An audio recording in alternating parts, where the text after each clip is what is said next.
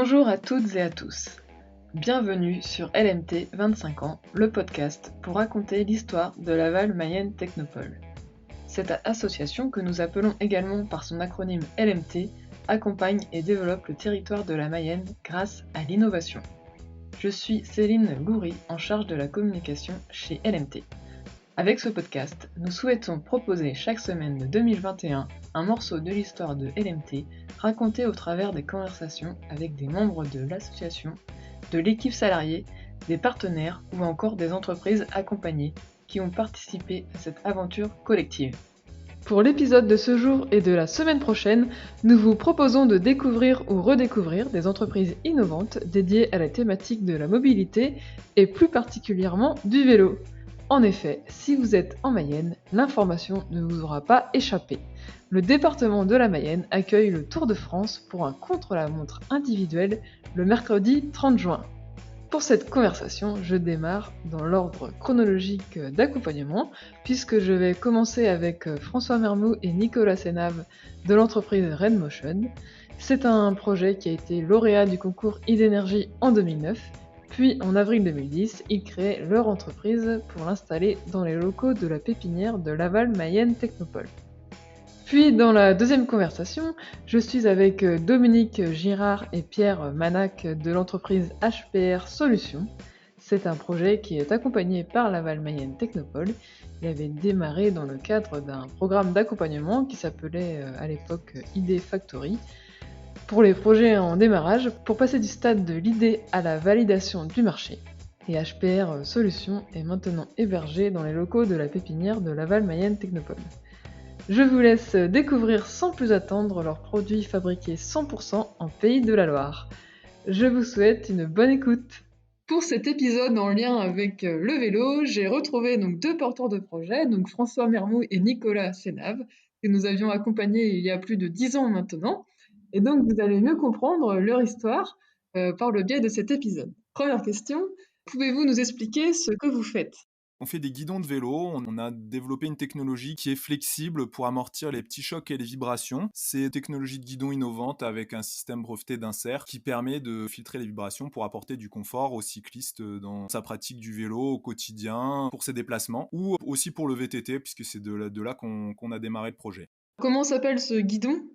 La marque de nos guidons s'appelle Baramind. On a 3 modèles, donc il y a le BAM City, le BAM Trek et le BAM MTB.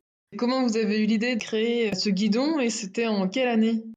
Alors vraiment les prémices du projet, c'était en 2007 dans le cadre en fait de nos études. On a fait un master en ergonomie, ingénierie et conception de produits, donc c'est la filière STAPS. On s'est rencontrés donc avec Nicolas pendant nos études. Nicolas passionné de vélo. Dans le cadre de cours de gestion de projet et de cours de composite, on devait réfléchir à des innovations sur du matériel sportif et on a identifié que malgré les fourches télescopiques en VTT sur des grosses descentes, on avait quand même en fin de descente des grosses douleurs dans les bras et à la fin du mal à freiner. On s'est dit, il y a peut-être quelque chose à faire en plus, en complément de la fourche télescopique au niveau du poste de pilotage. Et en fait, le projet est vraiment émergé de ce constat, en fait, de ce postulat de base.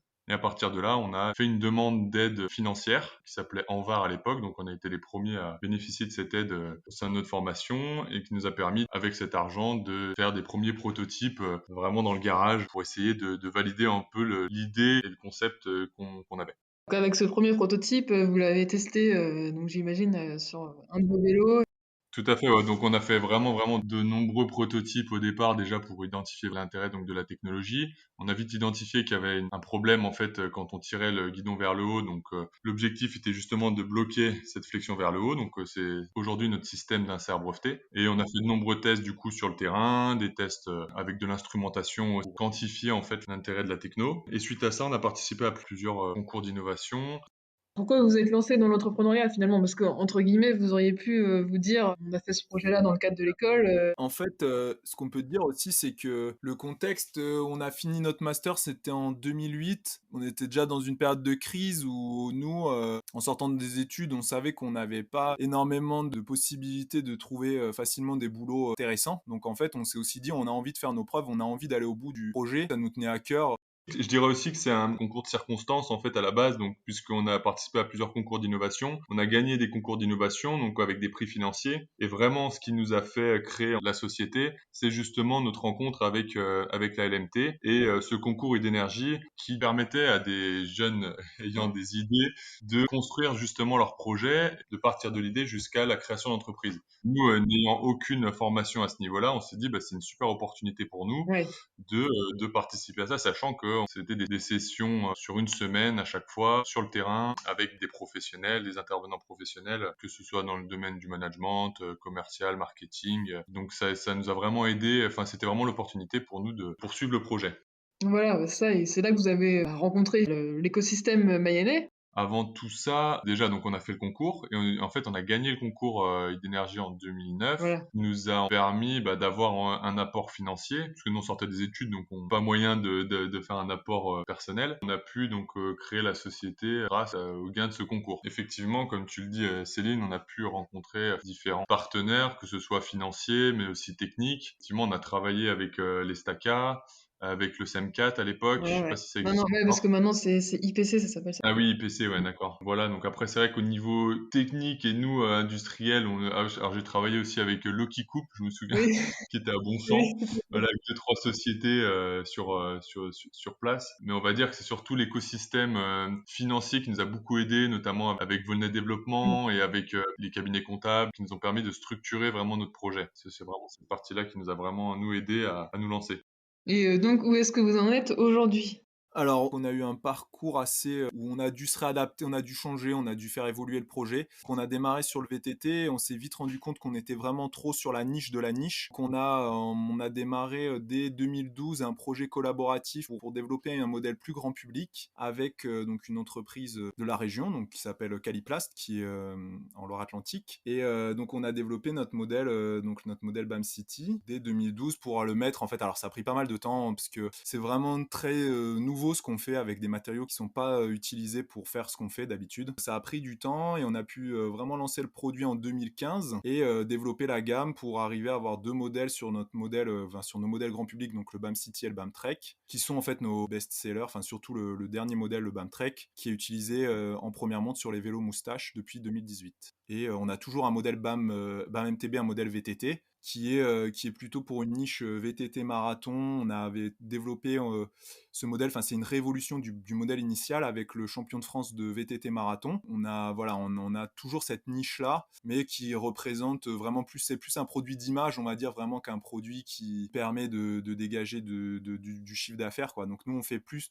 notre activité elle est plutôt concentrée voilà sur les modèles BAM City, BAM Trek qui s'adressent aussi à des monteurs de vélos pour les proposer en première monte, notamment sur des vélos électriques. Et on vend aussi bien sûr aux particuliers via notre site web en direct. Et les ventes d'ailleurs voilà progressent assez bien là, c'est depuis 2 ans. D'accord et donc à quel challenge avez-vous dû faire face? Alors, il y a eu de nombreux challenges. Le premier challenge, c'était un challenge technique au départ pour vraiment répondre en fait à notre idée de départ. Au niveau technique, on trouve toujours les solutions, hein. Après, c'est une question de temps et de moyens. Mais ça, c'était le premier challenge. Le second challenge, ça a été le challenge commercial. Quand on a sorti nos premiers produits, qu'on n'avait aucune formation à ce niveau-là, il a fallu se confronter au marché. Donc, de trouver déjà son business model, de trouver par quelle voie on va vendre. Ça a été assez compliqué et enfin assez long parce que finalement, on s'est toujours réadapté en fonction des retours qu'on avait et des produits aussi qu'on a développés au fur et à mesure. Et après, le troisième, pour moi, challenge, c'était vraiment alors bon, il y a un challenge aussi humain parce que quand on est 10 ans, on travaille 10 ans ensemble, qu'on est associé pendant 10 ans, on a forcément des divergences. Ce qui est important, c'est de toujours réussir à se retrouver. C'est un peu comme dans un couple, hein, toujours réussir à se retrouver pour justement essayer de toujours avancer, d'être toujours positif. Et puis un autre challenge, c'est surtout le challenge financier. Quand ça fait 10 ans et qu'on dégage pas forcément énormément de chiffre d'affaires, c'est faire en sorte en fait que l'entreprise puisse toujours continuer à se développer. Et justement, vous faites comment là pour vous retrouver? Ce qui est important aussi, c'est je pense qu'on a des convictions de base qui sont assez similaires. Moi, je pense que le point clé, c'est vraiment une histoire de voilà, on n'est pas toujours d'accord hein, sur les décisions à prendre, sur la vision, on n'a pas forcément toujours les mêmes idées et tout, mais par contre, il y a un truc, je pense, qui est hyper important et qui finalement fait que ça tient, c'est le respect en fait vis-à-vis de l'autre, c'est de dire bah en gros moi je vais pas lâcher parce qu'en face je sais que lui lâche pas. Et du coup c'est ça aussi qui tient. C'est, je pense que tout seul, moi j'aurais arrêté depuis bien longtemps. Si j'avais été le seul dirigeant de l'entreprise, je pense que j'aurais pas continué vu les difficultés qu'on a rencontrées. Mais à deux en fait, des fois bah je ferais une métaphore un peu liée à la pratique. C'est que moi j'ai fait l'année dernière j'ai fait un tour à vélo avec un pote. On est parti au mois de juin et on s'est pris énormément de pluie alors qu'on était au mois de juin plutôt dans le sud de la France. C'était des cols assez hauts et je me disais mais tout seul jamais je l'aurais fait. À deux des fois on arrive à trouver des ressources psychologiques incroyables parce que c'est même pas forcément quelque chose de conscient, mais on y arrive parce qu'on est à deux et que du coup on se dit bah on se tire vers le haut, on dit bah on y va, on affronte la pluie, le mauvais temps et puis finalement ça passe. Mais le même truc tout seul, je suis convaincu que j'aurais renoncé mais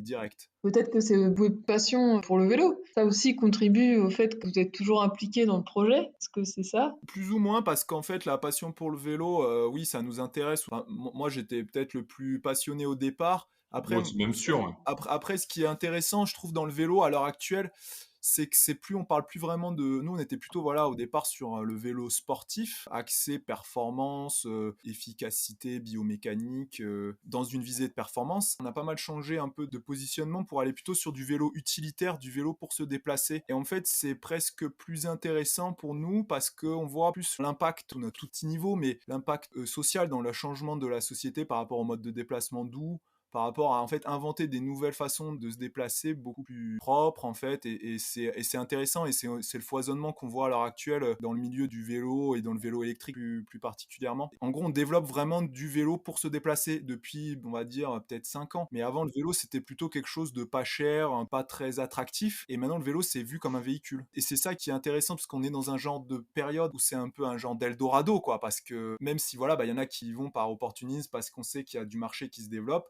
il y en a qui vont pas y arriver, il y en a qui vont se développer fort, mais c'est un moment où il y avait place à prendre. Et c'est ça qui est aussi intéressant, c'est que c'est pas figé. Là, le vélo, c'était vraiment un milieu qui est en évolution.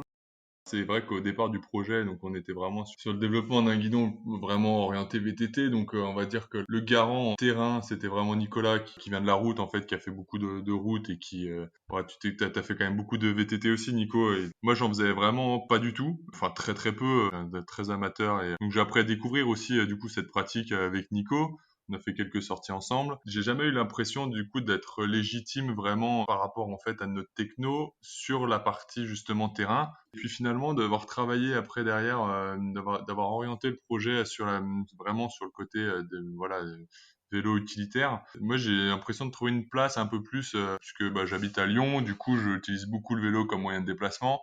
C'est vrai que même dans les échanges, j'ai trouvé que c'était vraiment intéressant de pouvoir bah, vraiment parler de son propre ressenti et du coup à deux comme ça, parce que bah, Nico aussi l'utilise beaucoup sur Chambéry, du coup on a pu vraiment avancer sur deux ressentis un peu différents et peut-être du coup travailler sur un produit qui corresponde à peut-être plus de monde. C'est indispensable quand même de voilà de vraiment de ressentir sur le terrain, d'avoir vraiment cette sensation là et de vraiment de comprendre de quoi on parle quoi. Le test d'usage, c'est primordial pour tout, globalement. Et en fait, on se rend compte, même en tant que simple consommateur, qu'on achète souvent des produits qui sont pas testés en fait par les personnes qui les conçoivent, qu'il n'y a pas cette culture du test d'usage. On essaye nos produits, on essaye de savoir vraiment ce que ça apporte pour faire évoluer les produits et pour pouvoir apporter aussi le bon discours à nos clients. Par rapport au vélo, vraiment le vélo utilitaire, il est presque plus intéressant à développer parce qu'on est moins sur des choses figées avec des a priori, parce que le milieu de la performance et de la compétition, il est aussi plein de stéréotypes. C'est beaucoup plus difficile de lutter contre ces stéréotypes ou de se positionner face à des grosses marques qui ont des champions, qui sont sponsorisés.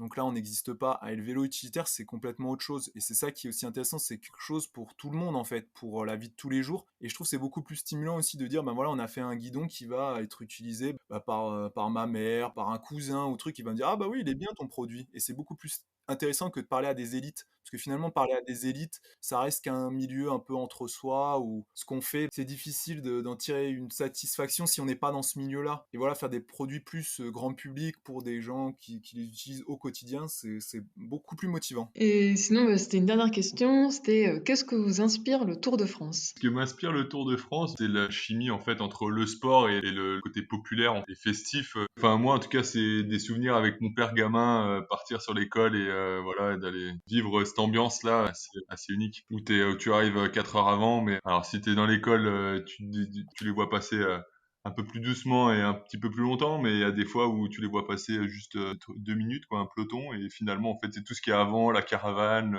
l'ambiance avec les gens autour, c'est top, ouais. Après, à vivre à la télé aussi, moi, enfin, quand j'étais plus jeune, j'adorais regarder.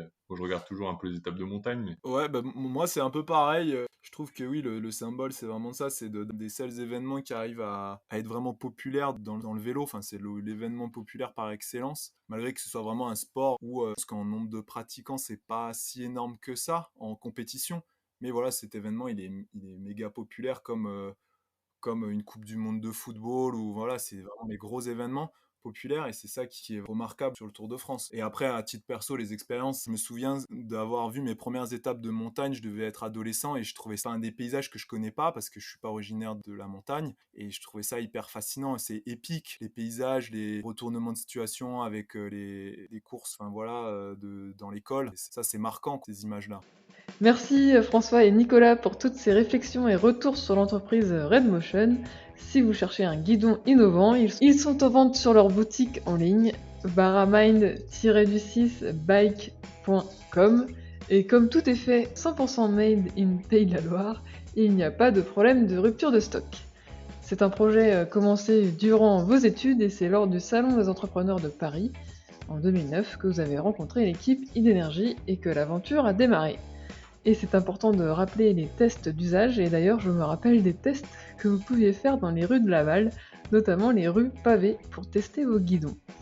Et pour la prochaine entreprise, donc HPR Solutions, vous allez découvrir un vélo totalement nouveau et utilitaire, comme le disaient François et Nicolas. Pour eux également, les tests d'usage sont importants et vous verrez qu'ils ont déjà fait tester leurs solutions innovantes auprès de potentiels usagers. Je vous laisse découvrir HPR Solutions avec Dominique Girard et Pierre Manac. Merci Dominique et Pierre de l'entreprise HPR Solutions d'être sur le podcast LMT 25 ans. Déjà, on va parler de votre entreprise. Comment avez-vous eu l'idée de cette entreprise ? Alors, l'idée est arrivée à peu près 4 ans et demi maintenant, où moi je m'étais posé la question pourquoi les gens font pas plus de vélo en ville, alors que les centres-villes sont saturés, pollués, etc. Et donc cette question-là, voilà, ça m'a amené toute une réflexion, et puis j'en ai parlé à Guy, qui était un collègue de travail, et tous les deux, en fait, après j'ai proposé d'appeler Thierry Wuxel, qui était un passionné déjà de vélo couché. Et puis il m'a dit, bah, va voir à la Technopole, on peut faire rentrer dans le programme ID Factory, et puis l'idée est mûrie de cette façon-là. En faisant des enquêtes pour répondre justement à cette question-là, on a découvert qu'en fait il y avait des problèmes de sécurité d'abord, problème d'intempéries et manque de polyvalence d'un vélo classique. Et donc tout ça nous a amené à développer un nouveau tricycle assistance électrique entièrement capoté et polyvalent. C'est quelque chose qui est complètement nouveau ? Oui, c'est complètement nouveau parce qu'en fait des tricycles, en fait, il en existe, mais entièrement capotés avec des portes qui mettent vraiment à l'abri des intempéries. Ça n'existe pas. La problématique majeure en fait est de pouvoir contrer le vent latéral. Donc on a fait une solution qui est étroite pour aller sur les pistes cyclables. Pistes cyclables dit sécurité, donc là on a cherché à avoir un véhicule étroit pour ça. Et donc véhicule étroit avec des portes, pour tenir contre le vent, c'est un peu compliqué. Donc là on a trouvé des matériaux nouveaux qu'on a agencés au niveau de la capote et on a breveté la capote, qui est faite avec donc de la grille aérée, et ce qui fait que le vent passe plus ou moins au travers, enfin l'air passe bien à travers, mais pas la pluie, elle est vraiment arrêtée. Ça ne génère pas de buée parce que c'est suffisamment ventilé, donc on résout pas mal de problèmes avec ça. Donc on a une solution où on met les gens à l'abri sur une piste cyclable, et pour la polyvalence, on a rajouté une banquette, un coffre, de façon à pouvoir mettre des enfants, un adulte, mettre des courses, etc. Donc on répond vraiment aux questions, donc il n'y a plus de raison de ne pas faire de vélo. Vous avez déjà eu des gens qui ont testé le prototype ? Oui, on a eu pas mal de tests parce qu'on a réussi à intégrer un programme à Rennes qui s'appelle In-Out, donc c'est un plan d'expérimentation. Donc il y a beaucoup de gens qui sont venus, qu'on ne connaissait pas, donc vraiment un œil nouveau sur notre invention. Parce que quand on le fait avec des gens qu'on connaît, le discours peut être un petit peu différent, alors que là c'était des gens qu'on ne connaissait pas. Et puis on l'a fait aussi ici à la Technopole. Puis il y en a eu d'autres organisés par nos commerciaux quand ils ont réussi à faire venir des nouveaux clients. Donc, des testeurs très différents les uns des autres. De tous âges, de tout profil. C'est un peu l'idée, c'était que le véhicule rencontre son public. On est dans cette phase-là aujourd'hui. Le premier pré-série est sorti en décembre. Là, il y en a 3 qui sont en cours de réalisation, qui seront finis dans une semaine et demie. Les véhicules seront disponibles. Donc voilà, on est intégré dans plusieurs programmes. Il y a des professionnels qui sont prêts, des loueurs notamment, qui sont prêts à prendre des véhicules pour tester en grandeur réelle, avec donc là des gens qu'on ne connaît pas, c'est-à-dire que c'est le loueur qui va présenter le produit à des clients. Voilà, donc ça c'est assez important pour savoir le retour qu'il va y avoir, et ça va dimensionner après le développement de l'entreprise, clairement. Et sinon, quels sont les challenges auxquels vous avez dû faire face pour ce projet ? Allez, c'est long. En fait, il a fallu déjà trouver des partenaires. Donc, on a développé le premier proto avec des artisans locaux, principalement des artisans, qu'on a fait vraiment un proto made in Mayenne, ce qui n'était pas du tout évident. Mais dans notre démarche en fait, de développement dans le milieu automobile, le co-développement, en fait, c'est quelque chose qu'on pratiquait très régulièrement. Et donc, en fait, on a cherché autour de nous. Et puis, le réseautage, c'est pas un beau mot, mais voilà, on a détecté en fait un certain nombre d'artisans qui étaient capables de faire notamment la capote. Alors ça, on ne connaissait rien du tout là-dedans. Mécanique et plastique, on connaît. Et donc, on a recherché des entrepreneurs locaux et on a fait vraiment du co-développement. Et puis, c'était aussi une de notre volonté, quoi. Si on fait du vélo, c'est du circuit court. Donc, on va essayer de s'approvisionner par des gens qui sont aussi en circuit court. Et pour la partie industrielle, là, on a plutôt trouvé des gens qui sont... on est encore tous dans le Pays de la Loire, pour les pièces majeures. On a Châteaubriand, on a la Suze-sur-Sarthe et le Genêt-Saint-Yves, tout près de Laval. Et Laval même aussi pour des pièces mécaniques. Donc ça, c'est aussi une volonté. Donc le co-développement, ça a été quelque chose de nouveau. Donc de trouver les bons partenaires, ça c'était un point un peu difficile. Et puis d'avancer dans la crise Covid, parce que c'était un peu compliqué, donc il n'y avait plus de réunions et autres. Donc ça c'était un point qui nous a un peu pénalisé, parce qu'on s'est mis plus de temps que prévu. Et du coup, pendant toute cette phase-là aussi, on n'a pas pu faire... parce qu'une des activités aussi d'HPR, c'est de pouvoir faire un peu de prestations de services. On n'a pas du tout pu en faire pendant cette période-là. Donc engranger de l'argent pour financer l'autre partie, ça a été un petit peu compliqué dans cette période-là. Tous les deux, est-ce que vous avez une passion pour le vélo ? Alors moi, je fais du sport et j'ai toujours aimé le vélo. Là, pendant une petite dizaine d'années, j'ai fait du triathlon. Et donc, le vélo en fait partie, évidemment. Et puis, je trouve que c'est un moyen de déplacement qui est super sympa, parce que c'est pas trop fatigant. On voit beaucoup de choses par rapport à la marche à pied. La distance qu'on parcourt est beaucoup plus grande.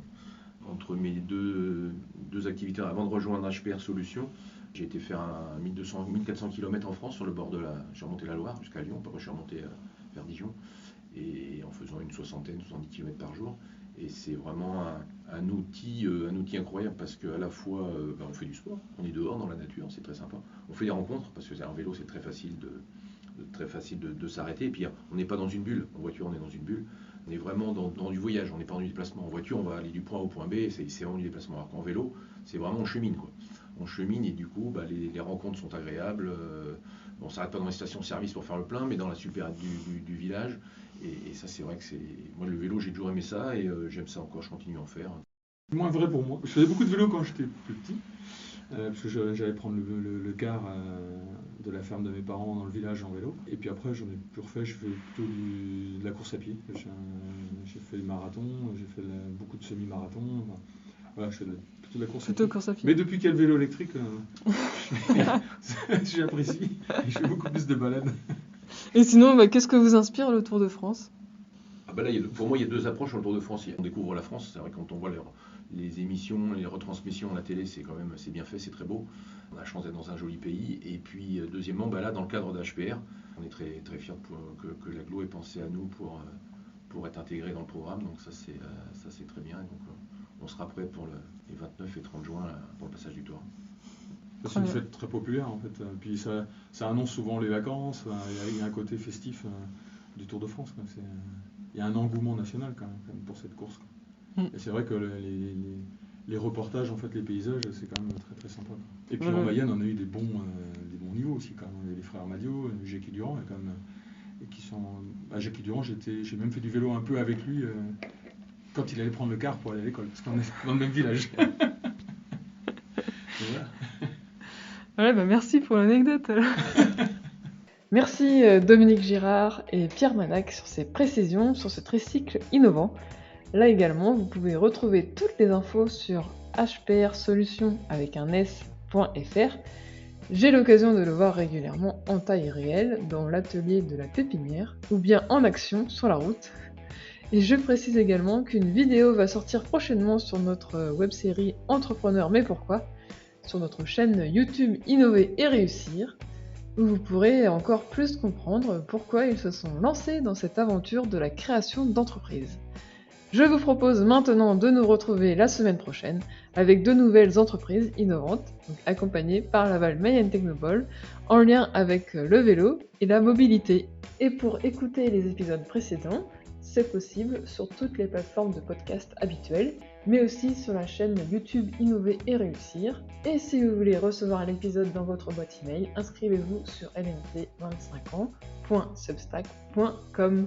À très bientôt sur les ondes de l'innovation mayonnaise.